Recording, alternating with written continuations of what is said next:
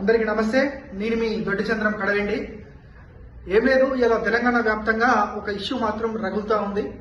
అదేంటంటే తెలంగాణ రైతాంగ సాయుధ పోరాట తొలి అమరుడైనటువంటి దొడ్డి కొమరయ్య గారి ఆత్మ గౌరవ భవనం చుట్టూ రాజకీయం పులుముకుంది.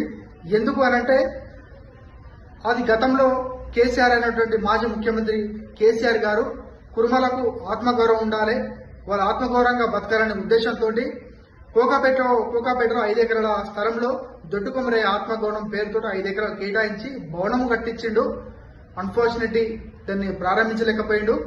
ఫర్దర్ గా దాని తర్వాత ఇప్పుడున్న ముఖ్యమంత్రి శ్రీ రేవంత్ రెడ్డి గారు దాన్ని ప్రారంభించుకోవడం జరిగింది. అక్కడి వరకు సంతోషమే. బట్ వన్ థింగ్ ఇక్కడ ఏమైతుందంటే ఎందుకు ఇష్యూ అవుతుంది, ఎందుకు రచ్చ అవుతుంది? బాగానే ఉంది కదా, మరి అక్కడ కేసీఆర్ కేటాయించిండు, కట్టించిండు, రేవంత్ రెడ్డి ప్రారంభించింది కదా, ఇంకా ఇష్యూ ఎక్కడ వస్తుందని మీరు అనుకోవచ్చు. బట్ ఇక్కడ మెయిన్ ఇష్యూ వస్తుంది. ఇక్కడ ఏం జరుగుతుందంటే కొన్ని కుట్రలు జరుగుతున్నాయి. ఏందయ్యా అంటే ఏదైతే దొడ్డి కొమరయ్య భవనంకి కేటాయించిన 5 ఎకరాల స్థలంలో ఆ భవనం ఉందో ఆ భవనం చుట్టూ ఉన్న ల్యాండ్ ని ఏదైతే నారాయణ సంస్థ ది వన్ స్కూల్ అనే వాళ్లకు అప్పగించేందుకు కుట్రలు జరుగుతున్నాయి. అందులో భాగంగానే దానికి మొన్న రీసెంట్ గా భూమి పూజ కూడా చేశారు. ఇక్కడ వరకు బాగానే ఉంది. సంవత్సరాలకు నెలకు కొన్ని లక్షలు కూడా వాళ్ళు రెండో చొప్పున లీజ్ చొప్పున తీసుకొని ఇస్తామని చెప్పారు.